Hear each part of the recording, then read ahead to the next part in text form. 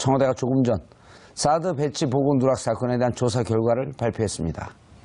결론부터 말하면 위승호 국방부 국방정책실장이 사드 보고 삭제를 지시했다는 건데요.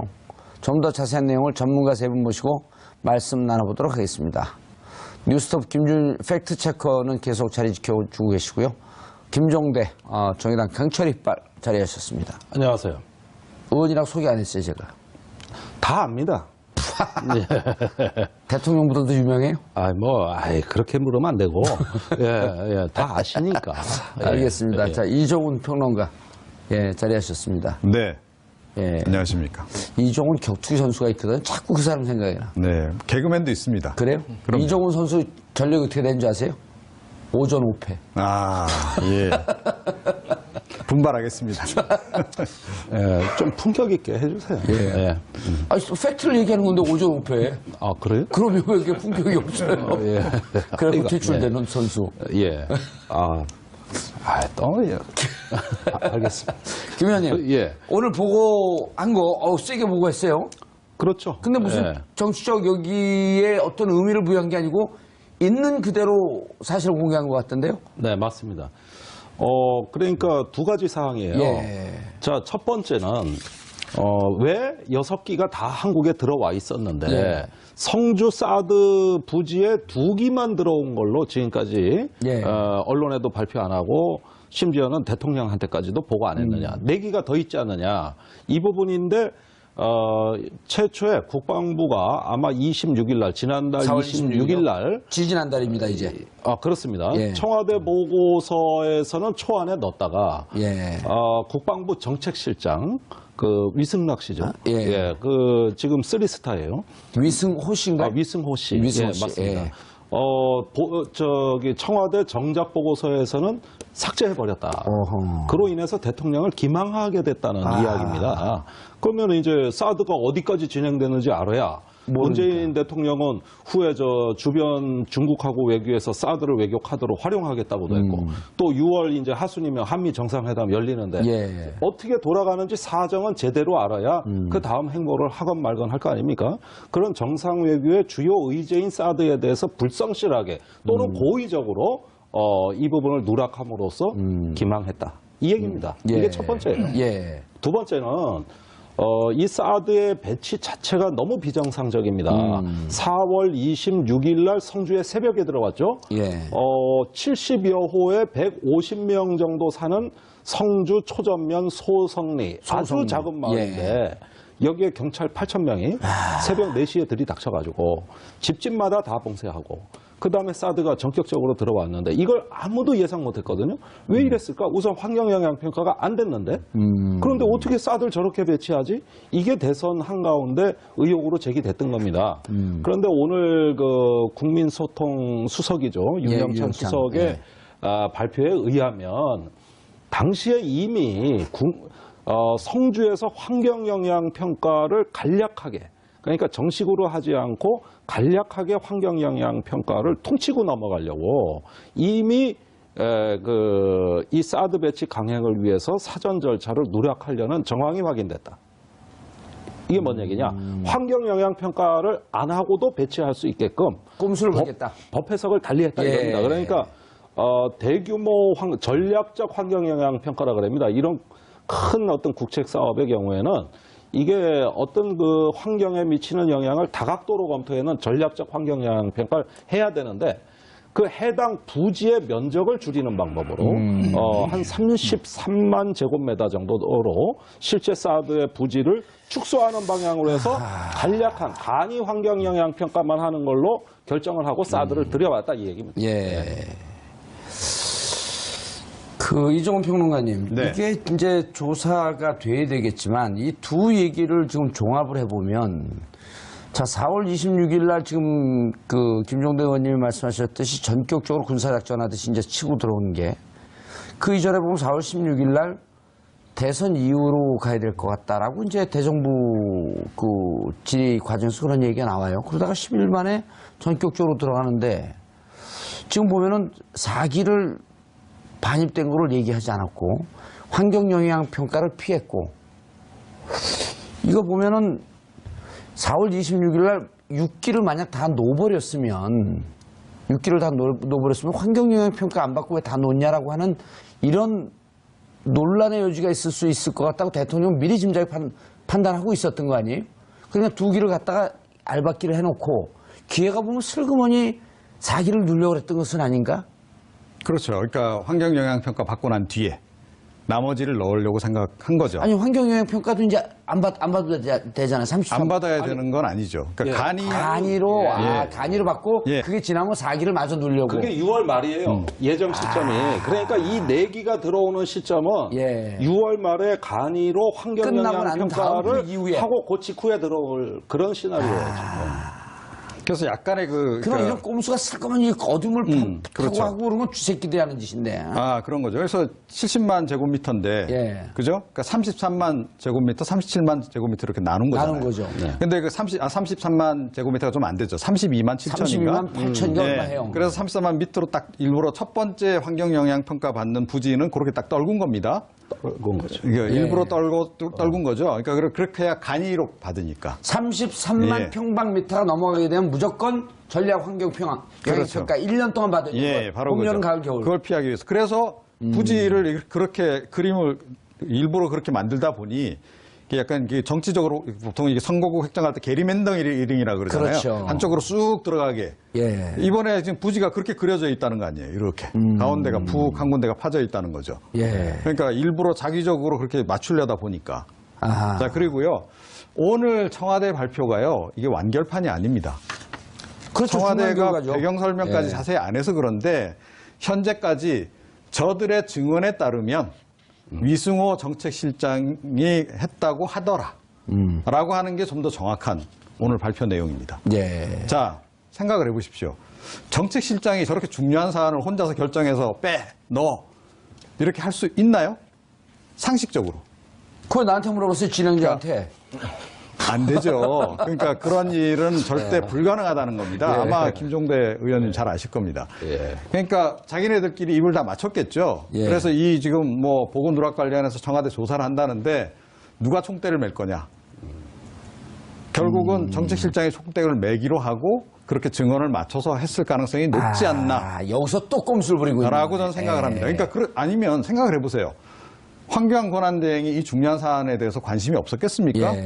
예. 당연히 이건 관심이 있었을 것이고 또 뭐 이 국방부 장관은 말할 것도 없고 또 청와대에 있는 김관진 안보실장도 말할 것도 없고 당연히 알았을 거예요. 그리고 사기 부분을 이 보고서에 넣을까 말까 하는 부분도 당연히 정책실장이 뭐 임의로 결정했을 가능성은 훨씬 가능성이 희박하다라고 전제하고 우리가 좀 봐야 되고 그래서 사실은 이 부분은 추가 조사를 하게 되면 진짜로 누가 처음에 이걸 지시 내렸는지가 나올 가능성이 높은데 제가 예. 보기엔 정책실장이 이건 아닐 가능성이 높다. 예. 오히려 그 윗선 모르겠습니다. 환기한 권한대행까지 올라갈지 모르겠는데 뭐 상당히 정책 결정에 의사결정에서 중요한 위치에 있는 인물이 누군가가 사실은 했을 가능성이 높죠. 예. 자, 이렇게 보고 내용이 나옵니다. 김종대 의원님. 지난 정부에서는 발사대 추가 반입 사실이 NSC에 보고되어 대통령 직무대행까지 알고 있었던 것으로 확인됩니다. 네. 복선이죠, 이게. 자, 6기가 다 들어왔습니다. 6기가 반입이 돼서 대기하고 있다가 2기만 배치가 됐고 2기도 전개는 되지 않았죠. 근데 한간에 또 전개됐다라고 하는 그럼 국방부 장관의 중간에 이상한 보고도 한 번 있었어요. 네, 3월 6일 상황이에요. 예, 엑스밴드 레이더가 마치 예. 그 미사일 발사하는 것을 파악한 것처럼. 예. 그리고 보면은 NSC에 보고돼서 대통령 직무대행까지 이건 뭐냐면 앞으로 최종 조사 결과에서 환경 권한 대행, 그 다음에 김관진, 또 누구죠? 국방부 장관? 한민국. 여기까지는 삼총사. 그런데 예. 그 탄핵 정국에서 황교안 대행 정부 예. 이 체제에서 사드 문제를 관리한 당사자가 김관진 안보실장입니다. 예. 보고는 했을까요, 안 했을까요? 위에? 아니 김관진 안보실장이 그때 계속 미국에 왔다 갔다 하면서 예. 이 모든 것을 관리한 컨트롤 타워, 총사령탑이라 이겁니다. 예. 오히려 국방부가 늦게 알았을 거예요. 결정되는 거는. 그렇죠. 한민구 장관은 그 뒤로 쫓아다니기 국방부가 바빴을 좀 겁니다. 억울한 측면이 있죠. 그런 점에 있어서. 그러니까 지난 정부에서도 말이지, 온갖 심부름 다 했는데 예. 정부 바뀌니까 나만 얻어맞아 이렇게 생각할 수도 있는 거죠. 그러나 사드에 대한 그 대화 한미 간의 창구는 김관진 안보실장이란 예. 말입니다. 황교안 권한대행은 이런 김관진 안보실장에게 안보에 대해서 그 분의 워딩으로 직접 옮기자면 원칙 있게 하라 그랬단 말이에요. 계속 지금 사드 배치 가고 있는 거 가속화해서 원래는 올해 연말까지로 돼 있는 거를 보다 더 가속화해서 북한 핵미사일에 대해라. 가열체계라. 그건 운동권 정도예요. 아 그래요? 예. 어쨌든 가속화. 예. 예. 그렇게 해가지고 실제 과속이 된 겁니다. 가속이 아니라 과속이 된 거예요. 예. 자, 이거는 제가 사드 배치 찬성론자라고 쳐요. 대한민국에 사드 필요하다. 꼭 들어와야 된다. 저도 찬성론자예요. 예, 하여간, 예. 예. 그래도 이런 배치는 찬성 못 할 거예요. 비정상적으로 들어와서. 지금 그게 상당한 고출력 레이더에 고압 전류가 필요한데 국방부가 들어오면서 한전 보고 전기 좀 넣어달라니까 못 넣어주겠다는 거예요. 한전이요? 네. 그거 다 환경영향 평가해야 그 고압 전류도 넣어주고 그러는 건데. 전임 정부에서 그랬어요? 그랬다니까요. 그래서 지금 벙커 CU로 발전기 돌리고 있어요. 그래가지고 겨우겨우 가동하고 있다고. 자, 무슨 얘기냐? 비정상적으로 배치됐기 때문에 비정상적인 운영이 되고 있는 거예요. 운영이 되고 있는 거고 미군들 건물이 없어요.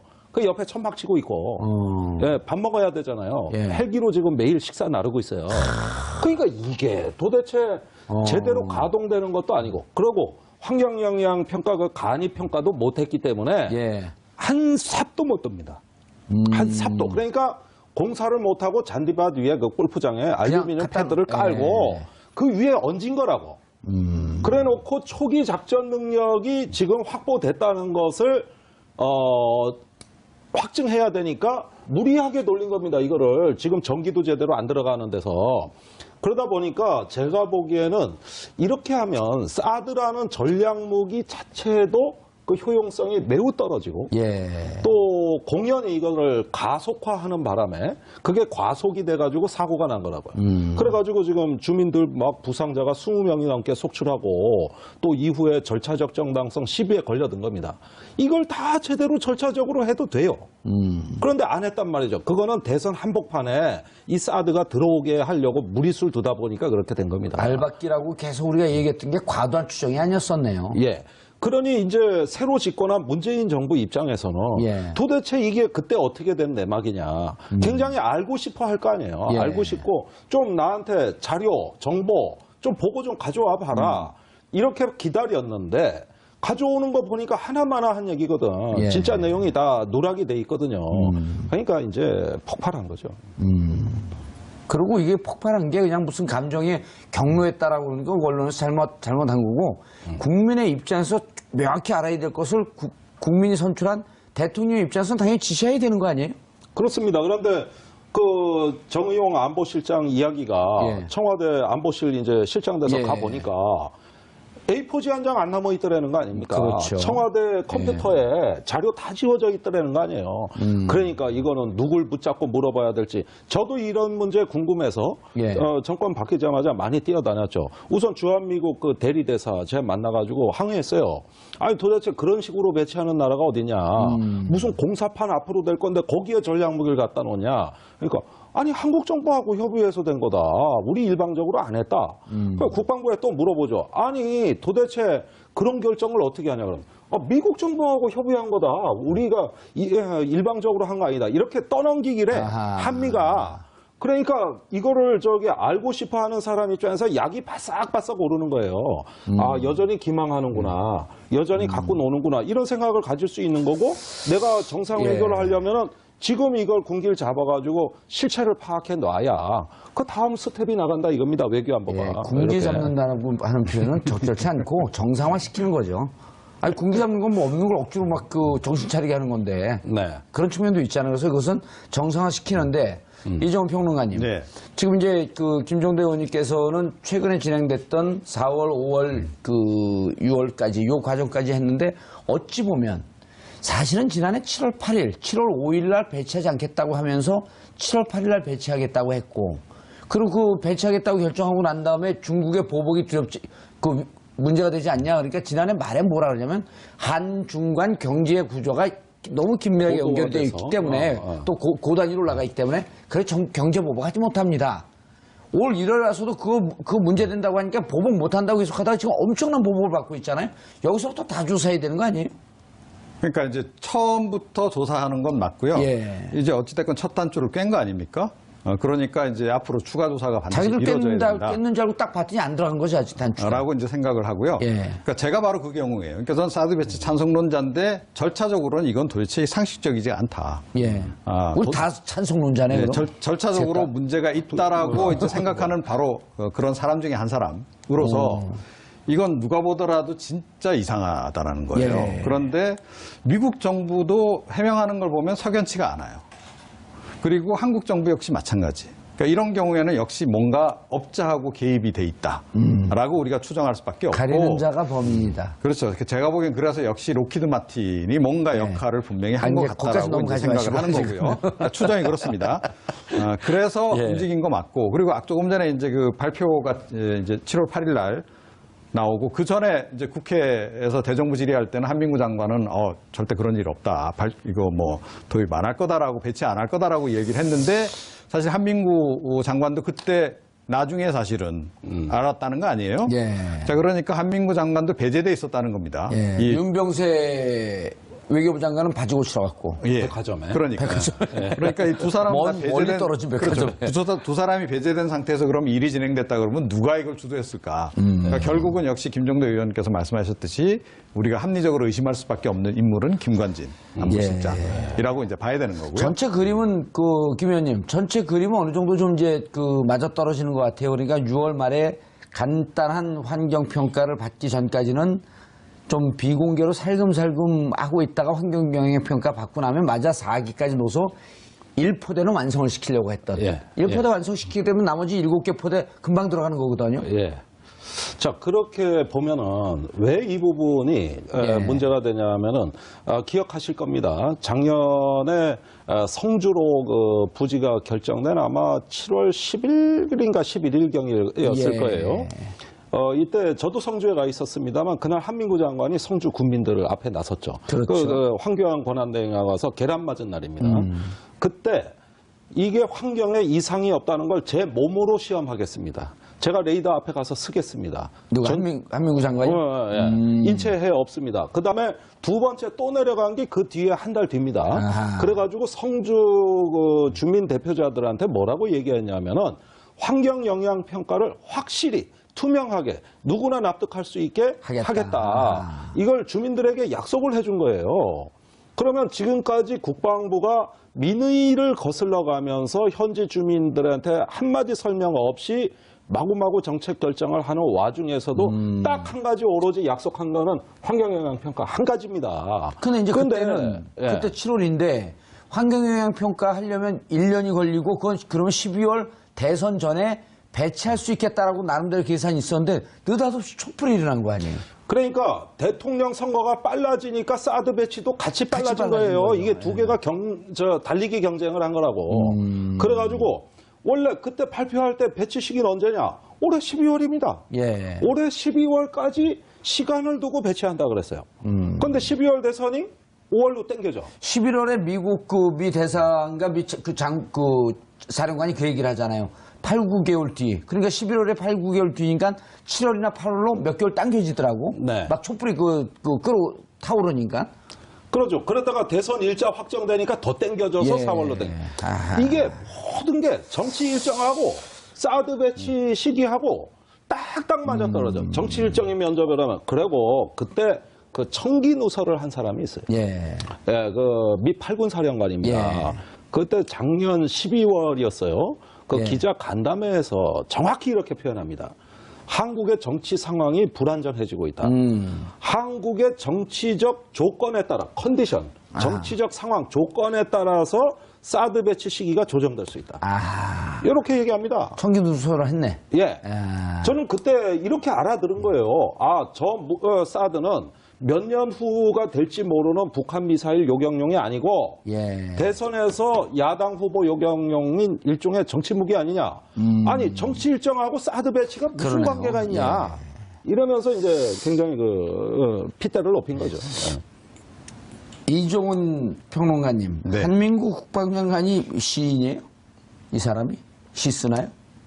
오늘 기자들 붙어갖고 어떻게 된 거냐 그랬더니 한국말에 이런 게 있지 않나. 당연히 자기 한국말로 하면서 한국말에 있지. 말로써 말 많으니 말 많을까 하노라. 이게 뭐예요? 뭐 갑자기 선비가 되셨죠. 예, 갑자기 선비 모드로 돌입했는데. 말로써 말 많으니 말 많을까 하노라. 예, 정리하면 예. 할 말은 많은데 지금은 말할 상황이 아니다. 불교 뭐 신화가 그런 사는 얘기를 산이요 물은 물이로다 그런 것 같은데. 예, 그런 얘기를 하는 건데. 그러니까 저게 정유라 말이구나. 말로써 말 많으니 말 많을까 하노라. 그런 얼토당토 않는 해석은 하지 마시고요. 예. 한국말, 한국 홀스에 이런 홀스가 있다. 근데 한민구 장관은 실제로도 약간 좀 옆으로 좀 억울한 비껴 거예요. 있으면서 조사하면 다 나온다 그랬잖아요. 예, 비껴 있으면서 그렇다고 해서 본인이 제가 보기 역할을 또 전혀 안 한 것도 아니에요. 그거는 뭐 소신에 따라 그랬을 수도 있고 아니면 뭐 이 또 다른 경로, 또 다른 이유로 저는 뭐 그 사드 배치에 대해서 찬성을 하는 입장에서 역간의 기여를 한 건 맞는데 예. 본인이 내가 이거 주도한 건 아니다라고 하는 뉘앙스의 얘기를 지금 계속 하고 있는 거죠. 실제로도 전 그랬을 가능성이 좀 높다 이렇게 생각을 합니다. 알겠습니다. 김 기자님. 네. 국방부가 이제 지금 그 콩복듯이 탁탁탁 튀기고 있어요. 그 감사원이 역대 최대 규모의 무기 도입 사업, 예. 차세대 전투기 FX 사업에 대해서 감사를 벌이고 있다. 예. 4월부터 벌이고 있습니다. 예, 2015년 10월 1일인데 예. 아마 이 사드 배치 도입되는 과정과 비슷한 막 데자뷰를 느낄 정도로 대통령에게 가리고 공개하지 않고 비공개로 어떻게 된 내용인가 이거는? 그러니까 아시다시피 근데 FX 사업 자체가 이제 박근혜 정부의 최대 이제 무기 방위 산업이었고요. 근데 예. 7조 원 정도의 규모였고, 근데 여기에 이제 갑자기 기종이 F-35로 바뀌는 과정에서 굉장히 2013년 일이죠. 예, 그게? 2013년에 바뀌는 과정에서 급작스럽게 변경이 됐고, 그러면서 여기 이제 김관진 당시 국방부 장관이 예. 개입을 한 것이 아니냐는 의혹이 계속 있어 왔는데요. 그래서 이거 지금 박근혜 정부 당시에도 방위 산업에 대한 비리를 조사를 했지만은 이명박 정부 것만 하고 박근혜 정부 때 있었던 일은 전혀 손을 대지 않았거든요. 그래서 지금 이게 엄청난 규모의 비리가 의혹이 제기되고 있기 때문에 지금 이게 조사를 해야 된다라는 어떤 여론이 굉장히 높아지고 있습니다. 이거 큰 건 아닌가요? 김종대 의원님. 네, 정확하게 7조 8천억 원짜리 사업입니다. 예. 40대를 F-35 스텔스 전투기를 도입하는 초반 사업이에요. 60대 하겠다 그랬던 거 아니에요? 그것은 이제 한 6년에 걸쳐서 방위사업청이 준비해온 것은 약 한 8조 4천억 원 정도를 들여서 차세대 전투기 60대를 도입하겠다 하고 예. 입찰을 한 결과 미국 보잉사의 F-15 사일런트 이글이 단독 기종으로 선정됩니다. SE가 사일런트 이글의 준말이군요. 그거 모르셨어요? 예, 몰랐어요. 예. 그래서 이 기종으로 선정이 돼가지고 발표가 됩니다. 유일하게 입찰에 통과했다. 아하. 그러면 그 다음 순서는 뭐냐? 김관진 국방장관이 주재로 열리는 방위사업 추진위원회에서 재가를 받으면 되는 거야. 여기서 의결을 하면 된다고. 예. 그런데 그게 2013년 9월 예. 그 추석 연휴 때 연휴가 끝나면 그 방추위가 열리기로 돼 있었는데 예. 그 연휴 직전부터 이상한 일이 일어나기 시작한 거예요.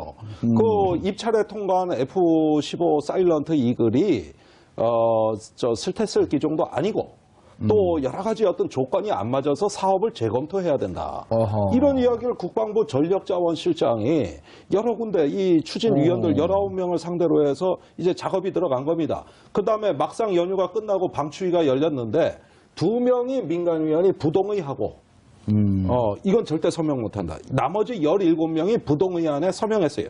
그러니까 국방부 전력자원실장이 간사위원으로서 부결안을 낸 겁니다.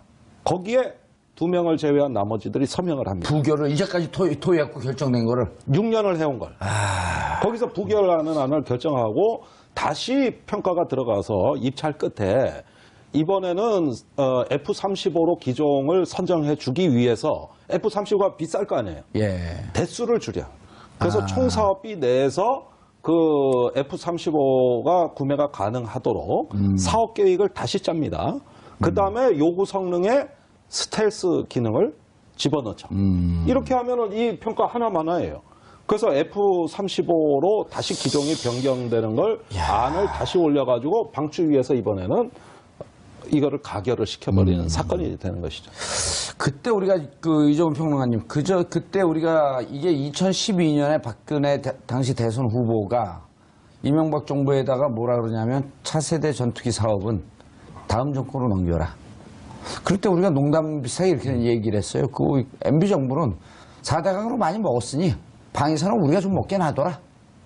한 10조 가까이 되는 사업이니까. 그렇게 농담식으로 얘기하고 그거 막 벌 받은 사람들도 있어요. 아, 예. 그런데 결국 결과적으로 그렇게 되고 있어요. 예. 그런데 로키드 마틴이 이제 그것만 먹은 게 아니라는 거죠. 그러니까 이제 박근혜 정부 내도록 좀 그쪽에서 가져간 사업 규모가 좀 엄청난 거 아닙니까? 8조라는 거 아니에요? 아니요. 10년간 36조 원어치를 계약해 줬어요. 10년간 언제부터 언제까지? 그러니까 MB 박근혜 대통령 그다음에 참여정부 말기에서 지난 10년간. 와, 36조요? 36조예요. 그리고 로키드 이제 마틴에다가 계약의 기준. 로키드 마틴에다가 한 회사에. 그리고 이제 F-35를 사오면 그 비행기만 사오는 게 아니잖아요. 예. 근데 부품도 계속 들어가죠. 게다가 이 박근혜 정부 때 완전히 로키드 마틴에 다 몰아주기를 합니다. 그러니까 F-16. 그리고 성능 개선 그 사업도 다 가져가죠. 그것도 가져갔죠. 자, 그런 식으로 해서 지금 최종적으로 로키드 마틴이 궁극적으로 가져갈 그 금액 규모가 앞으로 향후 한 20, 30년 동안에 한 200조 정도 될 거라고 지금 추산을 하고 있거든요. 자, 그게 이제 이명박 정부 때 로키드 마틴이 가져갔던 사업에 지금 13배가 넘는다는 겁니다, 지금. 그다음에 뭐 노무현 전 대통령 때하고 비교하면 100배 이상 이런데 자, 그래서 이 결국 로키드 마틴하고 뭔가 지금 관계설에 대해서 얘기가 나오는 거고 어마어마하네. 200조. 그리고 이제 정유라가 30년간. 예, 정유라가 아프터 서비스. 정유라가 증언했다는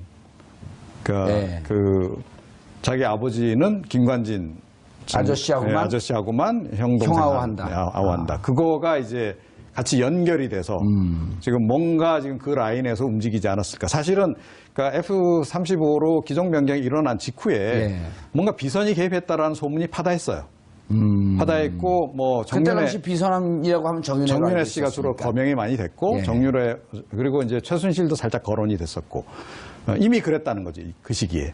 자, 그러면 사실은 이제 국방부 장관은 김관진이었고 또 만약에 정윤회 씨하고 특별한 관계였다라고 한다면 그림이 싹 그려지는 거 아닙니까? 예, 그렇게 볼 수가 있는. 만약에 그게 사실이라면 이거는 사실은 제2의 로키드 사건. 이라고 봐야 되는 거죠. 70년대 중반에 일본의 로키드 사건 기억하십니까? 그렇죠. 기억하죠. 예, 단학가까지 다. 주로 오늘 저한테 물어보는 분야에 계속. 이제 테스트를 좀 실력 테스트. 아니, 그런데 수준이 근데 그 당시에 70년도에 일어났던 그 로키드 사건하고 이번 사건을 보게 되면 약간 패턴이 비슷하다는 느낌을 갖게 돼요. 그때 그 로키드 사건 때문에 수상이 날아가는. 네. 김 의원님, 그런데 이제 문제는 뭐냐면 이게 누굽니까? 김영삼 대통령 들어왔을 때 93년도에 군대 사조직인 전두환 노태우 중심으로 한 하나회 이것을 싹 끄집어냈잖아요. 그렇습니다. 그런데 지금 요즘 나오는 얘기가 군대 알자회. 알자회예요, 알자회예요. 서로 알자회. 알고 지내자는 알자. 그게 무슨 족폭 중에서 제일 수준 떨어지는 게 우린 같은 식구라면서 식구파거든요. 그거랑 똑같은 수준이네. 알자회. 예, 그러니까 우연히도 독사파. 독일 사관학교 출신들. 그런데 알자회가 이제 김영삼 정부 후기에 하나회에 이어서 군내 사조직 사건으로 이게 터집니다. 문제가 되죠. 예, 그래가지고 해당자들이 엄청난 불이익을 받았어요. 진급에서도 누락되고 보직에서도 불이익 받는 등. 그래서 한직으로 전전을 했었습니다. 그러다가 참여정부 때 극히 일부가 구제된 적이 있고 그 다음에 이명박 대통령 시절에는 하나회하고 알자회가 대거 구제가 됩니다. 그래서 한 기수에 3명의 하나회원이 사단장으로 진출을 하게 됩니다. 하나회도 살아나요? 네, 살아납니다. 그래서 사단장으로 가죠. 그래서 그 전두환 대통령 조카 사위에 했던 그분은 이제 박근혜 정부에서 사성장군까지 진급을 해가지고 하나회, 알자회, 독사파가 다 살아나는 거네요, 그러면은? 아니 어떻게 그러니까 되는 겁니까, 그게? YS 때 예. 그 불이익을 주었던 역사는 완전히 이제 없어지고 전부 살아납니다. 전부. 다 복권이 되는 거네요. 다 복권이 돼요. 물론 예. 군에 남아 있었던 사람에 한해서 이미 군복 베끼고 나간 사람은 어쩔 수 없고 예. 그러다 보니까 공교롭게도 이게 보수 정권에서 사조직 출신들이 참으로 많이 진출합니다. 제가 보기에는 뭐 이명박 정부 때는 하나회 출신 청와대 그 위기관리 수석, 예. 그 안광찬 이거 이름까지 얘기해서 좀 죄송합니다. 그런데 예, 계속하세요, 이름을. 그분으로부터 해서 그 정점으로 해서 하나회들이 쭉 그래서 나중에 사성장군까지 가고요. 그다음에 알자회는 현재 그 얼마 전에 특전사령관을 하셨던 분이 계세요. 예. 지금은 항공작전사령관으로 부임하셨는데 그분이 3스타인데 이분. 그다음에 현재 기무사령관. 예. 이런 몇몇 분이 이제 알자회가 있고 그다음에 제일 주목받는 존재는 누가 뭐래도 독사파예요. 김관진 그 안보실장이 주축이 되어 있는. 예, 독일 육군사관학교의 선후배 출신들. 그 정점에는 이제 김관진 안보실장이 있습니다. 그런데 지난번 기억나실 겁니다. 그 사이버 사령부 대선 개입. 그렇죠. 박근혜 정부 초기에 한참 문제가 됐었죠. 그때 사이버 사령관을 지낸 양반이 청와대 비서관으로 영전하는데 예, 누구였죠? 이름이 기억이 연재욱 씨. 연재국 씨. 예, 장군. 참여정부에 예. 있었다가 예, 예. 그 참여정부의 부역자라고 해갖고 외곽을 맴돌다가 그렇습니다. 예. 예. 이제 그분이 김관진 장관, 당시 장관하고 독일 선후배 관계로 끈끈이 맺어지고. 전교 1등만 독일 사관학교로 보낸다는 게 맞나요? 육사에? 아니, 그건 그분들 주장인데. 예. 예. 그때 1명 보내다 2명 보내다 이랬어요. 예. 성적표는 확인 안 했었다는 거죠? 그거 전교 1등 거기에 다 보내는 법이 어디 있습니까? 세상에 그런 게. 한 명 내지 2명 매 기수에서? 예, 매기수에서. 어떨 땐 2명 보냈어요. 아하. 그래서 이제 장관원 중에는 김태형 국방장관 예. 같은 분, 이런 분이 독일 사관학교 출신이고, 그 다음에 그 사드 배치와 관계해서 왜 독사파 얘기가 나오느냐 하면은 지금 위승호 정책실장 전임자가 이 모든 사드에 관한 일을 거의 다 실무를 맡아서 했어요. 누구죠, 그분이? 가만히 있자. 내가 지금 유재승 예. 예비역 장군입니다. 예. 그런데 이분이 독사파예요. 예. 그런데 한민구 장관이 약간 뭘 모르는 것 같다 이렇게 얘기하잖아요. 예. 이 유재승 실장은 항상 청와대를 자주 드나들었습니다. 예. 그래가지고 이 사드에 관해서 김관진 실장의 직접 지휘를 받았어요. 그때 이상한 일이 많이 터진 거예요. 알겠습니다. 7월 8일 날 발표부터 작년 11월까지. 예. 그래서 이 문제의 핵심에는 독사파가 있을 것이다. 그래서 국방부 청와대 독사파 라인 극소수 외에는 사드가 어떻게 돌아가는지 아는 사람이 국방부에 없는 거예요. 기획조정실장, 국방부 차관. 제가 물어보면 나는 모른다. 난 라인에 없다. 이런 얘기를 하는 것이지. 정윤회와의 라인을 찾으면 되네요, 이제. 거기까지는 생각 못 하셨죠? 거기까지는 생각 못 했어요. 예. 아직까지도 잘 연결이 안 돼요. 예, 그거 연결이 됩니다. 예. 정윤회 씨 눈이 좀 독사처럼 생기지 않았을까요? 아니요. 내가 보니 우리 정봉주 진행자가 훨씬 독사가 돼. 예. 내가 보기에는 머리 모양도 살모사형이잖아요. 알겠습니다. 그 그만하시죠. 말도 이렇게 좀 알겠습니다. 13만 제곱미터 정도로 실제 사드의 부지를 축소하는 방향으로 해서 간략한 간이 환경 영향 평가만 하는 걸로 결정을 하고 사드를 들여왔다 이 얘기입니다. 예. 이종훈 평론가님, 네. 이게 이제 조사가 돼야 되겠지만 이 두 얘기를 지금 종합을 해보면, 자, 4월 26일 날 지금 김종대 의원님이 말씀하셨듯이 전격적으로 군사작전하듯이 이제 치고 들어오는 게, 그 이전에 보면 4월 16일 날 대선 이후로 가야 될 것 같다라고 이제 대정부 질의 과정에서 그런 얘기가 나와요. 그러다가 10일 만에 전격적으로 들어가는데, 지금 보면은 4기를 반입된 거를 얘기하지 않았고 환경영향평가를 피했고, 이거 보면은 4월 26일 날 6기를 만약 다 놓아버렸으면 환경영향평가 안 받고 왜 다 놓냐라고 하는 이런 논란의 여지가 있을 수 있을 것 같다고 대통령은 미리 짐작에 판단하고 있었던 거 아니에요? 그러니까 2기를 갖다가 알박기를 해놓고 기회가 보면 슬그머니 4기를 누려고 그랬던 것은 아닌가? 그렇죠. 그러니까 환경영향평가 받고 난 뒤에 나머지를 넣으려고 생각한 거죠. 아니 환경영향평가도 이제 안 받아도 되잖아요. 33. 안 받아야 되는 건 아니죠. 그러니까 간이로 간이로 받고 예. 그게 지나면 4기를 마저 누리려고. 그게 6월 말이에요. 예정 시점이. 그러니까 이 4기가 들어오는 시점은 예. 6월 말에 간이로 끝나고 난 다음 환경영향평가를 그 이후에. 하고 그 직후에 들어올 그런 시나리오예요. 지금. 그래서 약간의 그럼 이런 꼼수가 쓸 거면 이 어둠을 타고 그렇죠. 하고 그런 건 쥐새끼들이 하는 짓인데. 그런 거죠. 그래서 70만 제곱미터인데, 예. 그죠? 그러니까 33만 제곱미터, 37만 제곱미터 이렇게 나눈 거잖아요. 나눈 거죠. 네. 근데 그 33만 제곱미터가 좀 안 되죠. 32만 7천인가? 32만 8천인가 얼마 해요. 그래서 34만 밑으로 딱 일부러 첫 번째 환경영향평가 받는 부지는 그렇게 딱 떨군 겁니다. 그런 거죠. 이게 일부러 떨고 가능성이 높다. 예. 오히려 그 윗선 모르겠습니다. 환기한 권한대행까지 올라갈지 모르겠는데 뭐 상당히 정책 결정에 의사결정에서 중요한 위치에 있는 인물이 누군가가 사실은 했을 가능성이 높죠. 예. 자, 이렇게 보고 내용이 나옵니다. 김종대 의원님. 네. 지난 정부에서는 발사대 추가 반입 사실이 NSC에 보고되어 대통령 직무대행까지 알고 있었던 것으로 확인됩니다. 네. 복선이죠, 이게. 자, 6기가 다 들어왔습니다.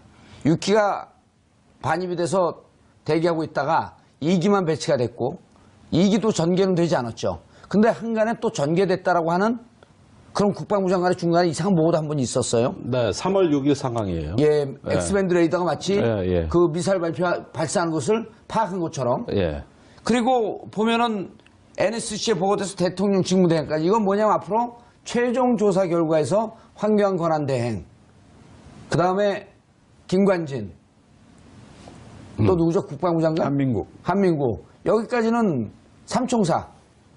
그런데 예. 그 탄핵 정국에서 황교안 대행 정부 예. 이 체제에서 사드 문제를 관리한 당사자가 김관진 안보실장입니다. 예. 보고는 했을까요, 안 했을까요, 위에? 아니 김관진 안보실장이 그때 계속 미국에 왔다 갔다 하면서 예. 이 모든 것을 관리한 컨트롤 타워, 총사령탑이라 이겁니다. 예. 오히려 국방부가 늦게 알았을 거예요.